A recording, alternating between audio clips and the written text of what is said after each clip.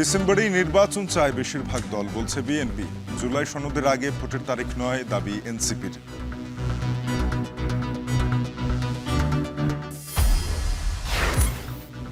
বিদ্যুৎ জ্বালানি খাতে বরাদ্দ কমলেও প্রভাব পড়বে না ভোক্তা পর্যায়ে, দাবি অর্থ উপদেষ্টার।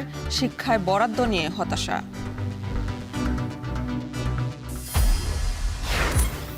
কুশিয়ারার বাঁধ উপচে, সিলেটের জকিগঞ্জে বন্যা, প্রশাসন ও পাউবোকে দুষছেন স্থানীয়রা। প্রস্তুতির দাবি কর্তৃপক্ষের। অনুমোদন না থাকায় প্রায় ৩.৫ লাখ মুসল্লিকে মক্কায় ঢুকতে বাধা। ৪০০ হজ প্রতিষ্ঠানের নিবন্ধন বাতিল।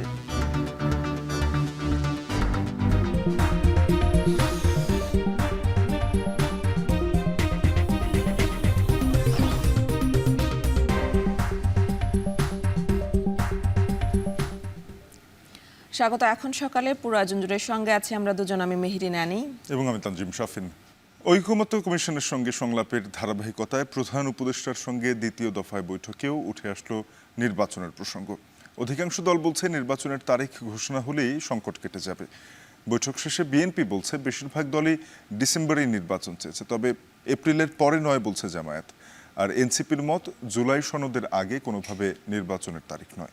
বিস্তারিত জাওয়াদ মাহমুদের প্রতিবেদনে। নতুন বাংলাদেশ বিনির্মাণে রাষ্ট্র সংস্কারের লক্ষ্যে প্রথমে সংস্কার কমিশন, পরে জাতীয় ঐকমত্য কমিশনের সাথে রাজনৈতিক দলগুলোর ৩ মাসের ধারাবাহিক বৈঠক শেষে কিছু বিষয় একমত হতে পারলেও মৌলিক সংস্কার ইস্যুতে অধিকাংশ দলের মতানৈক্য স্পষ্ট। তাই জুলাই সনদ তৈরিতে ঐকমত্য পৌঁছাতে রাজধানীর ফরেন সার্ভিস একাডেমিতে দ্বিতীয় দফার আলোচনার সূচনা করেন প্রধান উপদেষ্টা। বৈঠক শেষে রাজনৈতিক দলগুলোর মুখে ঘুরে ফিরে উঠে আসে নির্বাচন প্রসঙ্গ। ক্ষমতার কম ভাগিদার অনেক দলকেই জোর দিতে দেখা যায় নির্বাচনমুখী সংস্কার ঘিরে, তবে সংস্কারেও প্রাধান্য দিয়েছে কোনো কোনো দল। ডিসেম্বরের মধ্যেই জাতীয় নির্বাচনের ব্যাপারে অধিকাংশ দল তাদের মতামত প্রকাশ করেছেন। সরকারের উচিত হবে এটাকে বিবেচনার মধ্যে নেওয়া। ডিসেম্বরের থেকে যদি অন্যথা কোনো কিছু হয়, কোনো কারণে পেছায়, তাহলে সেটা সরকারকেই ব্যাখ্যা করতে হবে যে এই বাড়তি সময় তাদের কেন লাগবে। ডিসেম্বর থেকে জুনের ভিতরে যেই তারিখটাই হোক, সেটা আলোচনা সাপেক্ষে সমন্বয় করে সবার সাথে পরামর্শ এবং ঐক্যমতের ভিত্তিতে একটা দিন তারিখে আসা সম্ভব বলে আমরা বিশ্বাস করি। নির্বাচনের পরিবেশ তৈরি করতে হবে। বর্তমানে বাংলাদেশে যে অবস্থা আছে, নির্বাচনের পরিবেশ নেই। বৈঠক শেষে প্রতিক্রিয়া জানাতে এসে এনসিপির আহ্বায়ক নাহিদ ইসলাম ইসির উপর অনাস্থা প্রকাশ করে বলেন, জুলাই সনদের আগে কোনোভাবেই নির্বাচনের তারিখ ঘোষণা নয়। জুলাই ঘোষণাপত্রটি জারি করা হয় সে বিষয়ে আমরা জোর আহ্বান জানিয়েছি। জুলাই সনদ কার্যকর হওয়ার আগে নির্বাচনের তারিখ ঘোষণা করা ঠিক হবে না। জুলাই সনদ ঘোষণার আগেই যদি নির্বাচনের তারিখ ঘোষিত হয়, তাহলে সংস্কার প্রক্রিয়া ব্যাহত হতে পারে। নিজেদের অবস্থান তুলে ধরে জামায়াতের নায়েবে আমির আব্দুল্লাহ মোহাম্মদ তাহের বলেন, জুলাইয়ের মধ্যে সকল সংস্কার সম্পন্ন করতে হবে। ডিসেম্বর থেকে এপ্রিলের মধ্যে নির্বাচনের তারিখ ঠিক করে রোডম্যাপ দিলে সংকট কেটে যাবে বলেও জানান তিনি। জুন এবং মে মাস আবহাওয়াগতভাবে নির্বাচন অনুষ্ঠানের জন্য উপযোগী নয়। তাহলে মে জুন বাদ দিলে ওনার যে কমিটমেন্ট আছে, কমিটমেন্টের যে টাইম লাইন, সেটা হচ্ছে ডিসেম্বর থেকে এপ্রিল। এর মাঝে একটি রোজা আছে এবং আমরা বলেছি আমরা এর ভিতরেই আপনি একটা ডেট ঘোষণা করবেন। নির্বাচন নিয়ে নিজেদের আগের অবস্থানেই আবারও তুলে ধরেছে বিএনপি। বৈঠকে বেশিরভাগ দল ডিসেম্বরের নির্বাচন চেয়েছে বলে দাবি করেন দলটির স্থায়ী কমিটির সদস্য সালাউদ্দিন আহমেদ। সংস্কার নিয়ে কমিশন আন্তরিক হলেও যথেষ্ট সময় ক্ষেপণ করেছে উল্লেখ করে বিএনপির এই নেতা বলেন, সংবিধান ছাড়া বাকি সব সংস্কার 1 মাসেই সম্ভব। আমরা মনে করি ডিসেম্বরের ভিতরে নির্বাচন অনুষ্ঠান করা জাতীয় সংসদের খুবই সম্ভব এবং এর আগেই জরুরি ভিত্তিতে যে সমস্ত সংস্কার করা প্রয়োজন, বিশেষ করে নির্বাচনমুখী, সেই সংস্কারগুলোকে চিহ্নিত করে আমরা ঐক্যমতের মাধ্যমে সেগুলো বাস্তবায়ন করি এবং সেই এমন কোনো সংস্কার নাই যেগুলো 1 মাসের মধ্যে বাস্তবায়ন করা সম্ভব হবে না। ঐকমত্য কমিশনের অংশ নেয়া সব রাজনৈতিক দলগুলোই মনে করছে সংকট কাটাতে নির্বাচনের সুনির্দিষ্ট রোডম্যাপ জরুরি। জাওয়াদ মাহমুদ, এখন, ঢাকা। 2025-26 অর্থ বছরের জন্য 7,90,000 কোটি টাকার বাজেট প্রস্তাব করেছেন অর্থ উপদেষ্টা। বাজেটের আকারে অতীতে যেরকম ঊর্ধ্বমুখী প্রবণতা দেখা যেত, এবারের বাজেট তার থেকে ব্যতিক্রম। গেলবারের চেয়ে কম বার্ষিক উন্নয়ন লক্ষ্যমাত্রা ধরা হয়েছে। অভ্যন্তরীণ ঋণের চেয়ে বিদেশি ঋণ নেওয়ার প্রবণতাও দেখানো হয়েছে। অর্থ উপদেষ্টা বলেছেন, বাজেটে তারা প্রবৃদ্ধির গতির চেয়ে অর্থনীতিকে মজবুত করার দিকেই বেশি জোর দিয়েছেন। আরও জানাচ্ছেন আজহার লিমন। গণঅভ্যুত্থান পরবর্তী অন্তর্বর্তী সরকারের বাজেটেও সরকার পরিচালনার ব্যয় বরাদ্দে তেমন নতুন কিছু দেখা যায়নি। বাজেটের বড় ব্যতিক্রম, অতীতের প্রবণতায় আকার বাড়েনি, বরং কমেছে 7,000 কোটি। কিন্তু 7,90,000 কোটি টাকার বাজেটে আগের ধারায় ঠিকই বেড়েছে পরিচালন ব্যয়। আগের অর্থ বছরে যেখানে এই ব্যয় ধরা হয়েছিল 5,06,971 কোটি টাকা, সেখানে এবারের বাজেটে এই ব্যয় প্রস্তাব করা হয়েছে 5,35,317 কোটি টাকা। এর মধ্যে সরকারি কর্মকর্তা কর্মচারীদের বেতন ভাতায় ব্যয় হবে সিংহভাগ 4,98,000 কোটি টাকা। বিগত ও বর্তমান আমলের ঋণের সুদ পরিশোধ করতে হবে 1,22,000 কোটি টাকা। এর বাইরে ব্যয়ের খাত আছে খাদ্য গুদামজাত, আমদানি, সংগ্রহ, বিতরণে, বার্ষিক উন্নয়ন কর্মসূচির মতো উন্নয়ন ব্যয়। প্রতিবারের মতোই এবারও রাজস্ব আহরণের একটা বড় লক্ষ্যমাত্রা নেওয়া হয়েছে এবং সেটা গেলবারের চেয়ে অন্তত 23,000 কোটি টাকা বেশি। 5,64,000 কোটি টাকার রাজস্ব লক্ষ্যমাত্রার এই সংখ্যাটি মূলত বাজেটের 5 ভাগের 3 ভাগ। বাকি আয়ের এই হিসাবে আছে 5,000 কোটি টাকার বৈদেশিক অনুদান এবং প্রায় 2,21,000 কোটি টাকার ঋণ, যেখানে অভ্যন্তরীণ ব্যাংক কিংবা আর্থিক খাতের চেয়ে বৈদেশিক ঋণ নেবার প্রবণতা বেশি দেখা যাচ্ছে। গেলবারের চেয়ে যে এবারের বাজেট ঘাটতি অন্তত 30,000 কোটি টাকা কম, এটিকে অর্থনীতিবিদরা কিভাবে দেখছেন? কন্ট্রাকশনারি মনিটারি পলিসি কখনোই ভালো না অর্থনীতির জন্য। আপনি সম্প্রসারণ করবেন, মানুষের কাজ বাড়বে, কিন্তু আমার যেভাবে রিজার্ভ পড়ে যাচ্ছিল, আমার যেভাবে লোন নিয়ে লোন পরিশোধ করতে হচ্ছিল, যেই ধরনের করাপ্ট সিস্টেম ছিল, যে ব্যাপক ঋণের বোঝা আমি ডেট সার্ভিসিংয়ের মাধ্যমে পরিশোধ করছিলাম, সেইগুলো তো আমাকে একটা জায়গায় সংহত করতে হতো। সেই জায়গায় আবার একটা সংকোচনমূলক নীতি নিতে হয়েছে। ফলে এটা না ভবিষ্যৎ বলে দেবে যে আমরা কোন দিকে যাচ্ছি। প্রায় 63 পৃষ্ঠার বাজেট বক্তৃতায় অর্থ উপদেষ্টা গণঅভ্যুত্থান পরবর্তী সময়কে অর্থনীতির জন্য একটা কঠিন সময় হিসেবেই বর্ণনা করেছেন।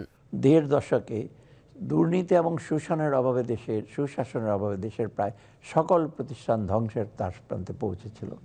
তাই দেশকে পুনরায় সঠিক পথে ফিরিয়ে আনতে সুশাসন প্রতিষ্ঠা এবং প্রাতিষ্ঠানিক সংস্কারে সর্বোচ্চ গুরুত্ব দেওয়া প্রয়োজন। আপাতত প্রবৃদ্ধির গতিবৃদ্ধির পরিবর্তে অর্থনীতির ভিত মজবুত করার দিকে আমরা অধিকতর মনোযোগ দিচ্ছি।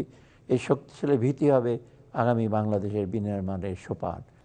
এবারের বাজেটের উল্লেখযোগ্য আরেকটি দিক হলো উন্নয়ন ব্যয় কমানো হয়েছে এবং বার্ষিক উন্নয়ন লক্ষ্যমাত্রা গেলবারের তুলনায় অন্তত 35,000 কোটি টাকা কমানো হয়েছে, যা উন্নয়ন প্রচার করা আগের আমলের বাজেট প্রবণতার বিপরীত। আজহার লিমন, এখন, ঢাকা। প্রস্তাবিত বাজেটে কমেছে পরিবহন ও যোগাযোগ খাতের বরাদ্দ। 5 মন্ত্রণালয় ও বিভাগের বরাদ্দ কমেছে প্রায় 12,000 কোটি টাকা। বরাদ্দ কম বিদ্যুৎ ও জ্বালানি খাতেও, তবে অর্থ উপদেষ্টা বলেছেন বরাদ্দ কমলেও প্রভাব পড়বে না ভোক্তা পর্যায়ে। আরও জানাচ্ছেন রকিবুল রাহাত। স্বাচ্ছন্দ্যময় যাতায়াত নাগরিকের অন্যতম চাহিদা।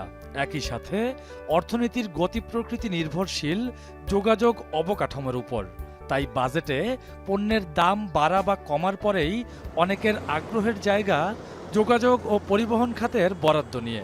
গুরুত্বপূর্ণ খাতটিতে 11,584 কোটি টাকা বরাদ্দ কমেছে প্রস্তাবিত বাজেটে। বাজেট বিশ্লেষণে দেখা যায়, পরিবহন ও যোগাযোগ খাতের 5 বিভাগ ও মন্ত্রণালয়ের মধ্যে সবচেয়ে বেশি বরাদ্দ কমেছে রেলপথ মন্ত্রণালয়ে। গেল অর্থ বছরে 18,072 কোটি টাকার বরাদ্দ এবার নেমে এসেছে 11,944 কোটিতে। এরপরই রয়েছে বেসামরিক বিমান চলাচল ও পর্যটন মন্ত্রণালয়ের 5,695 কোটি থেকে বরাদ্দ কমে দাঁড়িয়েছে 2,455 কোটিতে।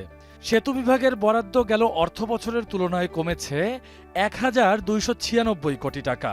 এছাড়া 991 কোটি টাকার বরাদ্দ কমেছে নৌ পরিবহন মন্ত্রণালয়ে। সব বিভাগে বাজেট কমলেও সামান্য বেড়েছে সড়ক পরিবহন ও মহাসড়ক বিভাগে। 38,143 কোটি থেকে বেড়ে 38,496 কোটিতে উন্নীত হয়েছে বরাদ্দ। আমাদের দেশের অবকাঠামোগত বিষয়টা মোটামুটি একটা সুরাহা যদি হয়েও থাকে, কিন্তু পরিবহন ব্যবস্থার পরিস্থিতি আমাদের দেশে আসলে খুবই খারাপ, এবং এই ব্যাপারে বাজেট বরাদ্দ দিয়ে কী করা হবে আমি জানি না, কিন্তু বেশ কিছু নীতিগত বিষয়ে সরকারের এখানে কোনো কার্যকর ভূমিকা দেখতে পাচ্ছি না। বিগত আওয়ামী লীগ শাসনামলে বিদ্যুৎ খাতে সীমাহীন দুর্নীতির অভিযোগ রয়েছে। অন্তর্বর্তী সরকার আগেই আভাস দিয়েছিল বরাদ্দ কমার। 2025-26 অর্থ বছরে বিদ্যুৎ ও জ্বালানি খাতে 30,317 কোটি টাকার বরাদ্দ কমে 22,520 কোটি টাকায় নেমেছে। এর মধ্যে বেশি কমেছে বিদ্যুৎ বিভাগে। 29,230 কোটি থেকে প্রায় 9,000 কোটি টাকা কমে বরাদ্দ দাঁড়িয়েছে 20,342 কোটি টাকায়। তবে বাজেট কমলেও বিদ্যুতের দাম বাড়বে না বলে আশ্বস্ত করেছেন অর্থ উপদেষ্টা। নীতিগতভাবে আমরা বিদ্যুতের মূল্য আপাতত না বাড়ানোর সিদ্ধান্ত নিয়েছি। বিদ্যুৎ খাতে প্রদত্ত ভর্তুকির পরিমাণ ক্রমান্বয়ে হ্রাস করার লক্ষ্যে বিদ্যুৎ উৎপাদনের সার্বিক ব্যয় 10% কমানোর পরিকল্পনা হাতে নেওয়া হয়েছে। শিল্প উন্নয়নের স্বার্থে এবং শিল্প উৎপাদন এবং শিল্প স্থাপনের স্বার্থে বিদ্যুৎ ও জ্বালানির বিষয়ে সরকারের কিন্তু অধিকতর মনোযোগ দিতে হবে এবং এটার একটা স্থায়ী সমাধান করতে হবে। এদিকে স্থানীয় সরকার ও পল্লী উন্নয়ন খাতের বরাদ্দ কমেছে প্রস্তাবিত বাজেটে। স্থানীয় সরকার বিভাগে গেল বছরের বরাদ্দ ছিল 45,205 কোটি টাকা। প্রস্তাবিত বাজেটে বরাদ্দ রাখা হয়েছে 42,433 কোটি টাকা। পল্লী উন্নয়ন ও সমবায় বিভাগে গেল বছরের বরাদ্দ ছিল 1,347 কোটি, এবার কমে হয়েছে 1,100 কোটি টাকা। পার্বত্য চট্টগ্রাম বিষয়ক মন্ত্রণালয়ের বরাদ্দ 1,400 কোটি টাকা থেকে কমে দাঁড়িয়েছে 1,362 কোটি টাকায়। এই খাতে মোট বরাদ্দ 47,952 কোটি থেকে 44,895 কোটি টাকায় নেমেছে। রকিবুল রাহাত, এখন, ঢাকা। সার্বিকভাবে বাজেটে বরাদ্দ কমানো হয়েছে শিক্ষা, স্বাস্থ্য ও কৃষি খাতে। বিদেশি অর্থায়ন বন্ধ ও দেশের বাইরে চিকিৎসা নিতে না পারার বাস্তবতায় এই অপ্রতুল বাজেট বেশ ভোগাবে এমন আশঙ্কা অর্থনীতিবিদদের। শিক্ষার বরাদ্দ নিয়ে হতাশা প্রকাশ করছেন তারা। মুজাহিদ শুভ জানাচ্ছেন বিস্তারিত।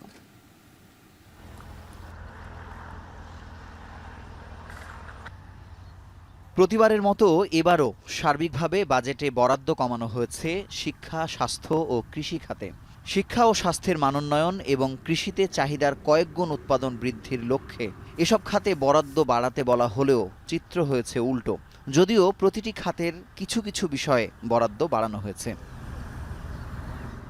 বাজেট বক্তৃতায় শিক্ষা, স্বাস্থ্য ও কৃষিতে বরাদ্দের নানা দিক তুলে ধরেন অর্থ উপদেষ্টা ডক্টর সালেহ উদ্দিন আহমেদ। অতিরিক্ত 4,166 কোটি টাকা এবং সম্প্রসারিত টিকাদান কর্মসূচির জন্য 1,000 কোটি টাকা বরাদ্দ রাখার প্রস্তাব করছি। এর মধ্যে শিক্ষা খাতে সার্বিক বরাদ্দ দেয়া হয়েছে 1,10,657 কোটি টাকা, যা 2024-25 অর্থ বছরের বাজেটে ছিল 1,11,158 কোটি টাকা। আগামী অর্থ বছরে সরকারি প্রাথমিক বিদ্যালয় ফিডিং কর্মসূচির জন্য 2,164 কোটি টাকা বরাদ্দ রাখার প্রস্তাব করছি। এদিকে স্বাস্থ্য খাতে আগামী অর্থ বছরে বরাদ্দ দেয়া হয়েছে 41,908 কোটি টাকা, যা 2024-25 অর্থ বছরে 41,408 কোটি টাকা। গত বছরের তুলনায় বেড়েছে মাত্র 500 কোটি টাকা। বিদেশি অর্থায়ন বন্ধ ও দেশের বাইরে চিকিৎসা নিতে না পারার বাস্তবতায় এই অপ্রতুল বাজেট বেশ ভোগাবে বলে আশঙ্কা অর্থনীতিবিদদের। শিক্ষার বরাদ্দ নিয়েও হতাশ এই বিশেষজ্ঞ। শিক্ষা স্বাস্থ্যে আমি আসলে তেমন কোনো আশা দেখি না। স্বাস্থ্য খাতে তো একেবারেই দেখি না, কারণ স্বাস্থ্য একেবারে ইমিডিয়েট সেবা প্রদানের সাথে আমাদের বিদেশি যে ফান্ডগুলো ছিল তার বেশ কিছুটা শিক্ষা স্বাস্থ্য খাতে উইথড্রন হয়েছে। টাকার অঙ্কে যত না গুরুত্বপূর্ণ, আপনার ওই মানুষের ছড়িয়ে যাওয়ার রোগের ক্ষেত্রে তো খুব গুরুত্বপূর্ণ। এই অর্থায়নগুলো তো করতে পারতে হবে। এখন আমার হেলথ ডিভিশনের বাজেট কমিয়ে দিয়ে আমি ঠিক আশাবাদী না যে আমি কতটুকু করতে পারবো। অপরদিকে কৃষি খাতে 2025-26 অর্থ বছরে বরাদ্দ দেয়া হয়েছে 46,268 কোটি টাকা। গত বছর ছিল 47,332 কোটি টাকা, অর্থাৎ এই খাতেও কমেছে প্রায় 1,000 কোটি টাকা। মুজাহিদ শুভ, এখন, ঢাকা। কোরবানির ঈদ ঘিরে কুমিল্লায় 2.5 লাখের বেশি পশু লালন পালন করছেন 36,000 খামারি। তবে প্রাকৃতিক বিপর্যয় ও গোখাদ্যের সংকট মোকাবিলা করা খামারিদের শঙ্কা ভারতীয় গরুর অবৈধ অনুপ্রবেশ। খামারিদের আশ্বস্ত করে বিজিবি বলছে, সীমান্তে গরু চোরাচালানের সম্ভাব্য পথে বাড়ানো হয়েছে টহল ও গোয়েন্দা নজরদারি। মাসুদ আলমের প্রতিবেদন, ক্যামেরায় ছিলেন বাসির আহমেদ। শারীরিক প্রতিবন্ধকতা মোকাবিলা করে কুমিল্লার বুড়িচঙ্গের মিথিলাপুরে হুমায়ুন কবির গড়ে তুলেছেন গরুর খামার। অনেকটা ধারদানা করে শুরু করা খামারে এবার রয়েছে কোরবানিতে বিক্রয়যোগ্য দেশি, শাহিওয়াল ও পাকড়া জাতের 11টি মাঝারি সাইজের গরু। খামারটাকে একটু বড় করা, যেমন আমি বায়োগ্যাস করছিলাম, তো এই ট্রেনিং করছি যুব উন্নয়ন থেকে, ওনারা ভালো ট্রেনিং দিচ্ছেন, আবার ঋণ দিতে বলছে ওনারা 1 লাখ টাকা। জেলায় অন্তত 20,000 খামারি কোরবানির ঈদ ঘিরে স্বপ্ন বুনেছেন। প্রান্তিক খামারিদের পাশাপাশি বাণিজ্যিকভাবে গড়ে ওঠা প্রায় 16,000-এর বেশি খামারে পশু মোটাতাজা করা হয়েছে। তবে কোরবানির আগ মুহূর্তে সীমান্ত দিয়ে ভারতীয় গরু অনুপ্রবেশের যে প্রবণতা রয়েছে, খামারিরা বলছেন 24-এর বন্যার মতো ভয়াবহ প্রাকৃতিক বিপর্যয়, গোখাদ্যের সংকট মোকাবিলা করে লাভের আশায় পশু লালন পালন করেছেন তারা। খাদ্য সংকটের কারণে এবছর আমরা মাত্র 120টা গরু রেডি করতে পারছি। তো এটা হচ্ছে যে দেখা গেছে যে আমাদের একটা সমস্যার কারণ, আর এই সমস্যার কারণে দেখা গেছে যে আমাদের উৎপাদন খরচটা অনেক বেশি হয়ে গেছে। 400 কেজি পর্যন্ত 500 টাকা, 400 থেকে 500 কেজি পর্যন্ত 530 টাকা, আর 500 কেজির উপরে সার বলদ উভয়গুলো হচ্ছে আলোচনা সাপেক্ষে, তবে স্কেল করে ধারণা নিয়ে মাপ দিয়ে নিতে পারবে। জেলা প্রাণী সম্পদ অধিদপ্তর বলছে, কোরবানির পশু পালনে স্বয়ংসম্পূর্ণ হওয়ায় ভারতীয় পশু অনুপ্রবেশ ঠেকাতে নির্দেশনা রয়েছে। বিজিবির পক্ষ থেকেও চোরাচালান বন্ধে বাড়ানো হয়েছে অতিরিক্ত টহল ও গোয়েন্দা নজরদারি। বড় বড় বাজারগুলোতে আমরা আমাদের ভেটেরিনারি মেডিকেল টিম আমাদের থাকবে, এবং আমরা যেই জেলা সমন্বয় সভার মিটিং হয়েছে সেখানে আমরা বলেছি যেন মেডিকেল টিম বসার জন্য ব্যবস্থা করে দেয়, এটা ইজারাদারকে নির্দেশ দেওয়া হয়েছে। যেসব অঞ্চলে সম্ভাব্য আপনার গরু চোরাচালান হতে পারে সেই সব এলাকাতে আমরা আমাদের নজরদারি বৃদ্ধি করা, টহল নজরদারি বৃদ্ধি করা, এবং হচ্ছে পাশাপাশি অতিরিক্ত এলাকাগুলোকে মার্কিং করে গোয়েন্দা নজরদারির আওতার মধ্যে আমরা নিয়ে এসেছি। কুমিল্লায় এবার কোরবানিতে চাহিদা রয়েছে 2,37,586 পশুর, বিপরীতে 36,074টি ছোট বড় খামারি উৎপাদন করেছেন 2,60,752 পশু। মৌসুমের শুরুতে প্রাকৃতিক বিপর্যয়, বন্যায়, খাদ্য সংকটের পরেও কিছুটা লাভের আশায় এবার চাহিদার তুলনায় বেশি পশু উৎপাদন করেছেন খামারিরা। কিন্তু ভারতীয় গরুর প্রবেশ ঠেকাতে না পারলে বেঁচতে যাবে সেই স্বপ্ন। তাই প্রশাসনকে ব্যবস্থা নেয়ার অনুরোধ খামারিদের। মাসুদ আলম, এখন, কুমিল্লা। এদিকে কুমিল্লার খামারিদের মতো শঙ্কায় নওগাঁর চামড়া ব্যবসায়ীরাও। তাদের দুশ্চিন্তা, ঈদকে সামনে রেখে লবণের দাম বাড়া। 50 কেজির বস্তায় লবণের দাম বেড়েছে 150 থেকে 200 টাকা। অন্যদিকে গেল 5 বছরে ট্যানারি মালিকদের কাছে ব্যবসায়ীদের পাওনা প্রায় 5 কোটি টাকা। সব মিলিয়ে অর্থ সংকটে চামড়া সংগ্রহ নিয়ে বিপাকে রয়েছেন তারা। নওগাঁ প্রতিনিধি আব্বাস আলীর পাঠানো প্রতিবেদনে বিস্তারিত। নওগাঁ শহরের গোস্তহাটির মোড়ের পাশের চামড়াপট্টি। পবিত্র ঈদুল আজহা ঘিরে চামড়া ব্যবসায়ীদের হাক ডাকে মুখর হওয়ার কথা থাকলেও এবার নেই কোনো প্রস্তুতি। চলতি বছর লবণযুক্ত প্রতি বর্গফুট গরুর চামড়া 5 টাকা ও ছাগলের চামড়া 2 টাকা বাড়িয়েছে সরকার। তবে সরকার নির্ধারিত এই দামে খুশি নন ব্যবসায়ীরা। জানান, জেলায় ছোট বড় 150 জন চামড়া ব্যবসায়ী থাকলেও কয়েকজন ট্যানারি মালিকদের কাছে জিম্মি প্রায় সবাই। এছাড়া 50 কেজির লবণের বস্তা 150 থেকে 200 টাকা পর্যন্ত দাম বাড়ায় লাভ নিয়ে দুশ্চিন্তায় রয়েছেন তারা। বিগত 15 সালের যে সব টাকা পয়সা ঢাকাতে আমাদের পড়ে আছে, এই সব টাকাগুলো এখনো পাচ্ছি না। তো এই কিছু কিছু পাই, মাঝে মধ্যে 5-10 হাজার টাকা পাঠায় দেয়, তো এই টাকাতে আসলে কিছু হয় না। চামড়া কিনে ঢাকাতে মাল দেওয়ার পরে বাকি টাকাগুলো না পাওয়াতে এরা বিভিন্ন সমস্যায় পড়ে ব্যবসাটা প্রায় এখন বন্ধ। সব সময় আমার তো লাভটা থেকে না, কিন্তু সারা বছর যেরকম বাজারটা ভালো থাকে, কিন্তু ঈদে যায় বাজারটা ওরকম ভালো থাকে না। পাওনা আমরা সব সময় থাকি, কোরবানি আসলে মোটামুটি কভার হয়, কিন্তু একেবারে ক্লিয়ার আমরা এই পর্যন্ত হইতে পারিনি। লবণের দাম 600 টাকা ছিল, সেখান থেকে লেগে গেছে 800 টাকা। আবার শুনতেছি আরও বাড়াবে। তো এরকম করে যদি কষ্ট বেশি পড়ে যায়। আগে 25টি গুদাম থাকলেও এখন তা কমে দাঁড়িয়েছে মাত্র 3টিতে। ব্যবসায়ীদের অভিযোগ, প্রান্তিক ব্যবসায়ীদের সুযোগ সুবিধা বাড়ানো গেলে এই শিল্প আরও এগিয়ে যাবে। গেল 5 বছরে ট্যানারি মালিকদের কাছে ব্যবসায়ীদের প্রায় 5 কোটি টাকা বকেয়া জমেছে বলেও দাবি করেন তারা। সঠিকভাবে দমন হয়, যেমন আমরা সংরক্ষণ করে লবণ দিতে পারি, আমরা ক্রয় করতে পারি, ট্যানারি মালিকদের কাছে আমরা বিক্রি করতে পারি এবং আমরা যেন টাকা পাই। আমরা যদি ব্যবসায়ীরা যদি এভাবে লুজার হতে থাকে প্রতি বছর, তাহলে তো চামড়া সংরক্ষণ করার লোক থাকবে না। আপনি দেশের সম্পদ বাঁচান মিটিং করবেন আর বলবেন বাঁচান, দেশের সম্পদ বাঁচবে না। এরই মধ্যে জেলার 6টি মাদ্রাসায় চামড়া প্রক্রিয়াজাতকরণের বিষয়ে জানানো হয়েছে। এছাড়াও বিনামূল্যে লবণ সরবরাহের বিষয়েও তদারকির কথা জানান জেলা প্রশাসক। চামড়া সংগ্রহ করতে গিয়ে যখন দেরি হয়ে যায়, এই মধ্যবর্তী সময়ে চামড়াগুলো পছন্দ হবে। ইনশাল্লাহ এটা আমাদের হবে না। আমরা প্রয়োজনে ঈদের আগে আবারও জনগণকে সচেতন করার জন্য মাইকিংয়ের ব্যবস্থা করব। পাশাপাশি বিনামূল্যে যে লবণটা সরবরাহ করা হবে সেটা যদি সঠিকভাবে ব্যবহার করা হয়।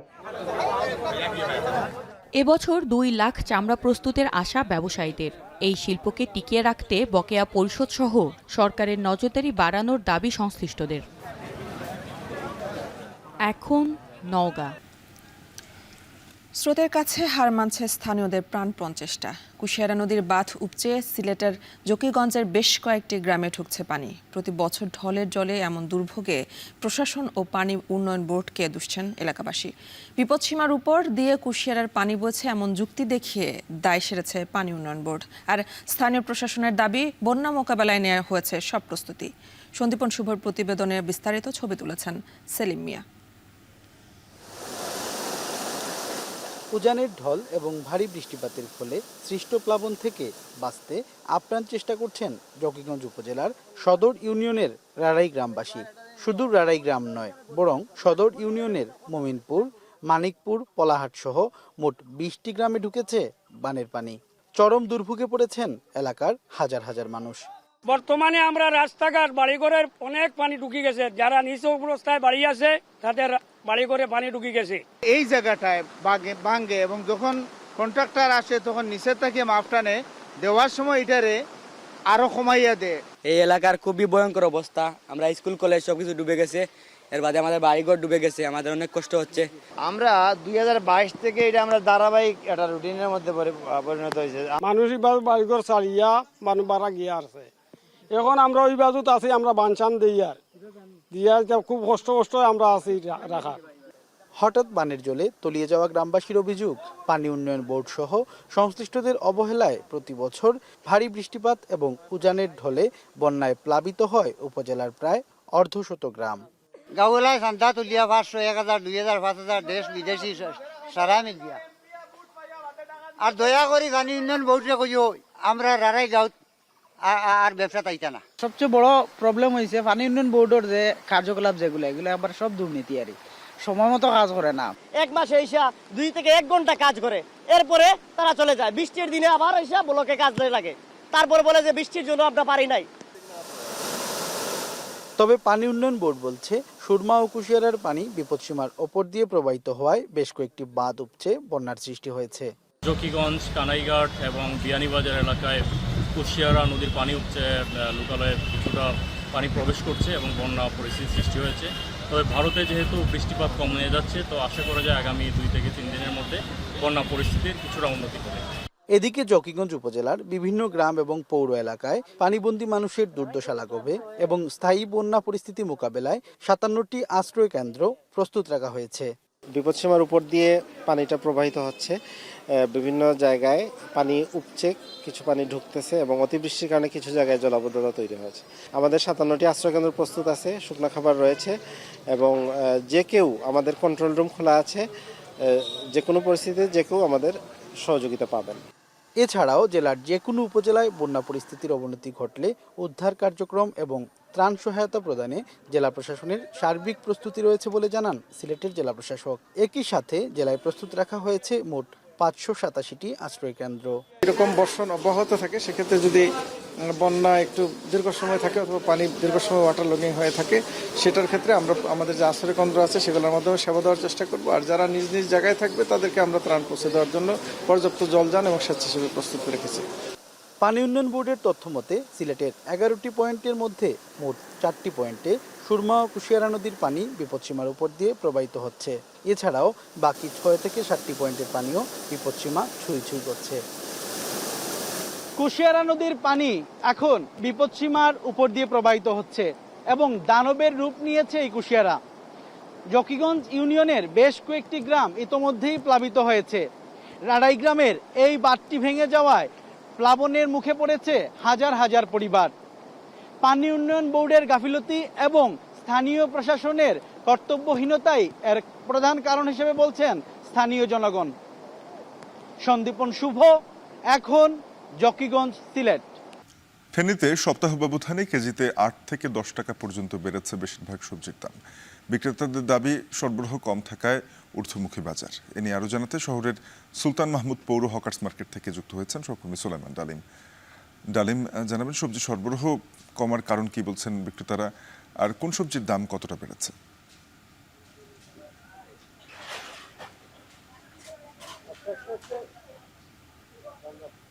শাফিন, অন্যান্য দিনের চাইতে আজকে সবজি বাজারের যে চিত্র সেটি হচ্ছে যে কিছুটা দেরিতে আজকে সবজির বাজারে যারা বিক্রেতা আছেন তারা আসতে শুরু করেছেন এবং বৃষ্টির কারণে সবজির যে উৎপাদন, বিক্রেতারা বলছেন দেশের বিভিন্ন প্রান্তে বৃষ্টির কারণে সবজির উৎপাদন ব্যাহত হচ্ছে এবং সবজির নষ্ট হচ্ছে, যার ফলশ্রুতিতে সরবরাহে একটু প্রভাব ফেলছে এবং দাম বেশি বলে বিক্রেতারা আমাদেরকে জানিয়েছেন, যেটি সপ্তাহের ব্যবধানে 8 থেকে 10 টাকা বেড়েছে প্রতিটি আইটেমে, বিক্রেতারা বলছেন। আজকের বাজারে আমরা দেখেছি যে প্রতি কেজি কচুর ছড়া বিক্রি হচ্ছে 80 হচ্ছে 60 টাকা, আখরি বিক্রি হচ্ছে 50 টাকা, পেঁপে বিক্রি হচ্ছে 50 টাকা, কাঁচকলা প্রতি হালি বিক্রি হচ্ছে 40 টাকা, শসা বিক্রি হচ্ছে 30 টাকা, চিচিঙ্গা বিক্রি হচ্ছে 50 টাকা, টমেটো বিক্রি হচ্ছে 50 টাকা, কাঁচামরিচ বিক্রি হচ্ছে 60 টাকা, আলু বিক্রি হচ্ছে 20 টাকা, কচুরলতি বিক্রি হচ্ছে 40 টাকা, পটল বিক্রি হচ্ছে 20 টাকা। বাজারে যে সকল সবজি রয়েছে সেই সবজিগুলোর মধ্যে পটলই কিছুটা কম আছে, যেটি 40 টাকার মধ্যে বিক্রি হচ্ছে। এছাড়াও কচুরলতি বিক্রি হচ্ছে 40 টাকা, ঝিঙ্গা বিক্রি হচ্ছে 60 টাকা, লাউ প্রতি পিস বিক্রি হচ্ছে 50 থেকে 60 টাকা এবং কুমড়ো প্রতি পিস বিক্রি হচ্ছে 60 থেকে 70 টাকা। বিক্রেতারা যেমনটি বলেছেন, দেশের উত্তরাঞ্চল, খুলনাঞ্চল সহ বিভিন্ন অঞ্চলের যে টানা বৃষ্টি, তার ফলশ্রুতিতে কিন্তু সবজির যে ক্ষেত রয়েছে সেই ক্ষেত নষ্ট হচ্ছে, যার ফলশ্রুতিতে সরবরাহ কম হচ্ছে, সেটির কারণে দামও বৃদ্ধি পাচ্ছে। তবে বিক্রেতারা যেটি বলছেন যে এই বছরের এই সময়টাতে সবজির যে দাম যে 50 থেকে 60 টাকার নিচে রয়েছে, গত বছর কিন্তু সবজির এই সময়টাতে সবজির দাম আরো কিছুটা বেশি ছিল। তো ক্রেতারা আমরা দেখেছি যে আজকের যে বাজারে কিন্তু এখনো ক্রেতারা খুব একটা আসেনি বৃষ্টির কারণে এবং বাজারও খুব একটা জমে ওঠেনি। দু একজন যাদেরকে আমরা পেয়েছি তারা বলছেন যে সবজির দাম ঈদুল ফিতরের এই সময়টাতে কিছুটা বেশি, তবে বছরের অন্যান্য সময়ের চাইতে সবজির যে দাম সেটি অনেকটা সহনীয় পর্যায়ে রয়েছে। এই ছিল ফেনীর সুলতান মাহমুদ পুরো হকার্স মার্কেট থেকে আমাদের কাছে আজকের ফেনীর সবজির বাজারের খবরের সর্বশেষ। ফেনী থেকে সহকর্মী সুলাইমান ডালিম জানাচ্ছিলেন সবজির বাজার নিয়ে, বলছিলেন বৃষ্টির কারণে বাজারে সবজির সরবরাহ কমেছে। ঠিক একইভাবে বৃষ্টির কারণে ফেনীর মতো কৃষকদের ধান মাড়াই করতে বিপক্ষে পড়তে হচ্ছে চাঁপাইনবাবগঞ্জে। কয়েকদিনের টানা বৃষ্টিতে ডুবে গেছে শত শত বিঘা জমির ধানের ক্ষেত। পাকা ধান পানিতে তলিয়ে যাওয়ায় এরই মধ্যে বীজ গজাতেও শুরু করেছে। কৃষি বিভাগ বলছে ক্ষতিগ্রস্ত কৃষকের তালিকা করে প্রণোদনার আওতায় আনা হবে। সোহান মাহমুদের প্রতিবেদন। চাঁপাইনবাবগঞ্জের 5 উপজেলার বোরো ধান কাটা শেষ পর্যায়ে। এরই মধ্যে ধান ঘরে তোলার পর্বও অনেকটা গুছিয়ে নিয়েছেন কৃষকরা। তবে কয়েকদিনের টানা বৃষ্টিতে বিপাকে পড়েছেন তারা। কাটার পর জমিতেই জলে নষ্ট হচ্ছে ধান, পানিতে তলিয়ে থাকা বীজ গজাতেও শুরু করেছে। রোদ না থাকায় পাকা ধান কাটা মারাই করতে পারছেন না অনেকে, এতে লোকসানের শঙ্কায় পড়েছেন চাষিরা। আপনার বৃষ্টির ভিতরিতে ধান গলে গেল, একটাও আমরা পাচ্ছি না। এখন ছাইকে ধান তুলতে হয়েছে, অবস্থা খুবই খারাপ আমাদের। গাহকে নিবে কি নিবে না সেটা আমাকে দেখতে হবে, যাচাই করে শুকার পরে যদি নেয় তাহলে ধরুন যে আমরা বিক্রি করতে পারবো, আর যদি না নেয় তাহলে আমাকে ধরুন যে ফেলে দিতে হবে। পানিতে যেভাবে ভিজেছে এগুলো আমরা নিয়ে যেতে পারছি না, অতিরিক্ত ওজন হয়ে যাচ্ছে। ধান 4 বিঘে মাইসা গেল, কিছু ধরতে পেরেছি, কিছু পারিনি। ক্ষতিগ্রস্ত কৃষকের তালিকা করে প্রণোদনের ব্যবস্থা করা হবে বলে জানান কৃষি কর্মকর্তা। যত দ্রুত সম্ভব তারা ধান 80% পাকলেই যেন সেগুলো কেটে বাড়িতে নিয়ে যায়, মাঠে যেন না রাখে। যে সমস্ত কৃষকের কিছু ক্ষতিগ্রস্ত হয়েছে আমরা এগুলা উপজেলা কৃষি অফিসারের মাধ্যমে আমরা তথ্য সংগ্রহ করতেছি এবং এটা আমরা উপরে পাঠাবো। যদি পরবর্তীতে কোনো সহযোগিতা আসে আমরা তাদেরকে সহযোগিতা করব। কৃষি বিভাগের তথ্য মতে চলতি বছরে 47,730 হেক্টর জমিতে বোরো ধান চাষ করা হয়েছে। এখন চাঁপাইনবাবগঞ্জ। পবিত্র হজ শুরুর আগেই 3.25 লাখ অনুমোদনবিহীন মুসল্লির মক্কায় প্রবেশ আটকে দিল সৌদি আরব। নির্দেশনা অমান্য করায় 23,000 সৌদি নাগরিককে শাস্তি এবং 400 হজ প্রতিষ্ঠানের নিবন্ধন বাতিল করেছে কর্তৃপক্ষ। এরই মধ্যে বিধি মেনে হজ পালনে মক্কায় প্রবেশ করেছেন 14 লাখের বেশি মুসল্লি। আরও জানাচ্ছেন নুজহাত কামাল। 1 বছর আগেই পবিত্র হজে অংশ নিতে গিয়ে তীব্র গরমে অসুস্থ হয়ে প্রাণ যায় রেকর্ড 1300-র বেশি মুসল্লির।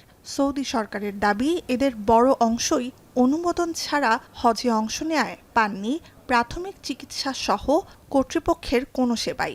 অতিরিক্ত ভিড়ের জন্য দায়ী করা হয় অনুমোদনবিহীন হজ প্রত্যাশীদের। এছাড়া প্রায়ই হজের সময় ভিড়ে পদদলিত হয়ে ঘটছে মৃত্যুসহ নানা দুর্ঘটনা। ইসলাম ধর্মের 5টি স্তম্ভের একটি হজ মুসলিম বিশ্বের সবচেয়ে বড় মিলন মেলা। সামর্থ্যবান মুসলিমদের জন্য জীবনে অন্তত একবার হজ পালন বাধ্যতামূলক। হজের সময় এগিয়ে আসতে থাকায় সারা বিশ্বের ধর্মপ্রাণ মুসল্লিরা দলে দলে যাত্রা শুরু করেছেন পবিত্র ভূমির উদ্দেশ্যে। চলতি বছর হজ শুরুর আগেই রোববার পর্যন্ত হজের অনুমোদনবিহীন প্রায় 3.25 লাখ মুসল্লিকে মক্কায় প্রবেশ করা থেকে আটকেছে সৌদি সরকার। মক্কায় অবৈধ প্রবেশ বন্ধে খড়গহস্ত হজ কর্তৃপক্ষ। সৌদি আরবের রাষ্ট্রীয় সংবাদ মাধ্যম আল আরাবিয়ার প্রতিবেদনে বলা হয়, মক্কায় অনুপ্রবেশ চেষ্টার সময় বহিষ্কৃতদের সংখ্যাই প্রমাণ যে দিন দিন হজ প্রত্যাশীদের সংখ্যা বাড়ছে এবং একই সঙ্গে বাড়ছে অনুমোদন ছাড়াই হজে অংশ নেয়ার প্রবণতাও। চলতি বছর হজে অংশ নিতে এর মধ্যেই মক্কায় প্রবেশ করেছেন 14 লাখের বেশি হজ প্রত্যাশী। আগামী কয়েক দিনে এ সংখ্যা আরও বাড়বে বলে আশা প্রশাসনের। অনুমোদনবিহীন হজের জন্য $5,000 পর্যন্ত জরিমানা ও দেশ ত্যাগ সহ নানা দণ্ডের ব্যবস্থা রেখেছে সৌদি সরকার। সৌদি আরবের নাগরিক এবং বৈধ প্রবাসীরাও এ নীতির অন্তর্ভুক্ত। হজ মন্ত্রণালয়ের নির্দেশনা অনুসারে কেবলমাত্র হজের অনুমতিপ্রাপ্তরাই হজের সময় মক্কায় প্রবেশ করতে পারবেন। সারা বছর মক্কায় থাকলেও হজ পালনে অনুমতি বাধ্যতামূলক। হজের বিধি অমান্য করায় এ পর্যন্ত 23,000-এর বেশি সৌদি নাগরিককে নানা শাস্তি দেওয়া হয়েছে। বাতিল করা হয়েছে 400-র বেশি প্রতিষ্ঠানের নিবন্ধন। চলতি বছর হজ চলাকালীন নজরদারি ও পর্যবেক্ষণে প্রথমবার ড্রোন ব্যবহার করছে সৌদি সরকার। দ্রুততম সময়ে আগুন নেভাতেও সাহায্য করবে এসব ড্রোন। নুজহাত কামাল, এখন বিশ্ব। ভিনদেশে থাকা মুসলিম প্রবাসীদের জন্য ঈদুল আজহা একটু ভিন্ন আবেগের। মালয়েশিয়ায় থাকা অনেকেই কোরবানির জন্য অর্থ দেশে পাঠালেও কেউ কেউ বিদেশেই দিচ্ছেন কোরবানি। এরই মধ্যে দেশটির অস্থায়ী হাটে জমে উঠেছে পশু বেচাকেনা। কেনাবেচার স্থানীয় মুসলমানদের পাশাপাশি অংশ নিয়েছে প্রবাসী বাংলাদেশিরাও। মালয়েশিয়া থেকে শাহরিয়ার তারেকের প্রতিবেদন। দেখতে দেশি কোনো কোরবানির পশুর হাট মনে হলেও এটি মালয়েশিয়ার একটি অস্থায়ী হাট। ঈদুল আজহা গনিয়ে আসায় জমজমাট হচ্ছে দেশটির পশুর বাজার। এর মধ্যে অন্যতম শাহ আলম স্টেডিয়ামের এই হাট। মালয়েশিয়ান ও বাংলাদেশিদের যৌথ উদ্যোগে এই অস্থায়ী হাটের আয়োজন। হাটটিতে উঠেছে স্থানীয় ও বিদেশি নানা জাতের গরু। ক্রেতা বিক্রেতার উপস্থিতি চোখে পড়ার মতো। হাটে অনেক প্রবাসী ব্যবসা যেমন করছেন, তেমনি অনেকে কিনে নিচ্ছেন কোরবানির পশু। পাশেই কোরবানির তাৎপর্য ও নিয়মকানুন নিয়ে হচ্ছে আলোচনা। ক্রেতারা চাহিদা অনুযায়ী গরু পাবেন বলে নিশ্চয়তা দিচ্ছেন খামারিরা। পুরা আসিয়ানে এত বৃহৎ গরুর মেলা আর কখনো হয় নাই। আপনারা জানেন মালয়েশিয়াতে কোরবানি সাধারণত মসজিদগুলোতে দেয়, আপনি টাকা দিয়ে আসলেন, আপনি গরুও দেখতেছেন না। তো কোরবানির নিয়ম আমরা ওইটাই উদ্বুদ্ধ করতেছি, আপনি নিজের গরু নিজে পছন্দ করুন, নিজে কোরবানি দেন। Antaranya adalah lembu-lembu biasa dan yang spesialnya adalah lembu-lembu sado lah. Kepada yang berdekatan di dataran Shah Alam boleh datang sendiri untuk melihat sendiri. আয়োজকদের পক্ষ থেকে নিরাপত্তা ও স্বাস্থ্যবিধি নিশ্চিত করতে নেওয়া হয়েছে নানা উদ্যোগ। রয়েছে পশুর স্বাস্থ্য পরীক্ষা, অগ্রিম বুকিং এবং ডিজিটাল পেমেন্টের ব্যবস্থা। সুসংগঠিত পরিচ্ছন্ন এমন হাট থেকে পশু কেনার সুযোগ পেয়ে খুশি প্রবাসীরাও। সুন্দর সুন্দর গরু পাওয়া যায়, ছোট সাইজ বড় সাইজের সব ধরনের গরু আছে। আমি এখানে কুরবানি গরু কিনলাম, এরাই একদম পুরো ফুল প্যাকেজটা নিয়ে নিছে। আমার জন্য সব থেকে ভালো হচ্ছে আমার ক্যাশ ক্যারি করতে হচ্ছে না, আমি অনলাইনে পেমেন্ট করে দিতে পারছি। এই জিনিস যদি বাংলাদেশেও চালু করে সেই ক্ষেত্রে দেখা যাবে যে ব্যাপারীদের জন্য অনেক সুবিধা হবে। শুক্রবার মধ্যরাত পর্যন্ত চলবে কেনাবেচা। এছাড়া পশু কোরবানি দেয়া ও মাংস প্রক্রিয়াজাত করার সুব্যবস্থাও আছে এখানে। কুরবানির পশুর হাট নিয়ে এমন আয়োজনের মধ্য দিয়েই ধীরে ধীরে ঈদের আমেজ ছড়িয়ে পড়ছে মালয়েশিয়ায়। এখানে শুধু পশু কেনাবেচা নয়, বরং হয়ে উঠেছে স্থানীয় এবং প্রবাসীদের ধর্মীয় মিলন মেলাও। শাহ আলম স্টেডিয়াম থেকে শাহরিয়ার তারেক, এখন মালয়েশিয়া। শেষ করব এখন সকাল, তবে তার আগে শিরোনামগুলো আরও একবার। ডিসেম্বরে নির্বাচন চায় বেশিরভাগ দল, বলছে বিএনপি। জুলাই সনদের আগে ভোটের তারিখ নয়, দাবি এনসিপির।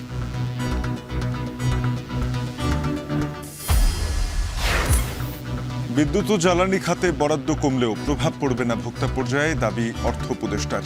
স্বাস্থ্য ও শিক্ষায় বরাদ্দ নিয়ে হতাশা। কুশিয়ারায় বাঁধ উপচে সিলেটের জকিগঞ্জে বন্যা, প্রশাসন ও পাউবোকে দুষছেন স্থানীয়রা। প্রস্তুতির দাবি কর্তৃপক্ষের।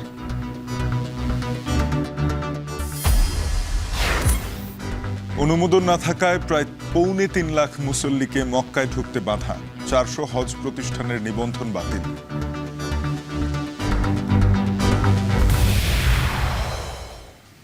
শেষ করছে এখন সকাল। এখন টেলিভিশন ওয়েবসাইটে দেখতে ভিজিট করুন www.ekhon.tv। যুক্ত থাকুন ফেসবুকে facebook.com/tv.ekhon এবং ইউটিউবে চোখ রাখুন youtube.com/c/ekhon tv।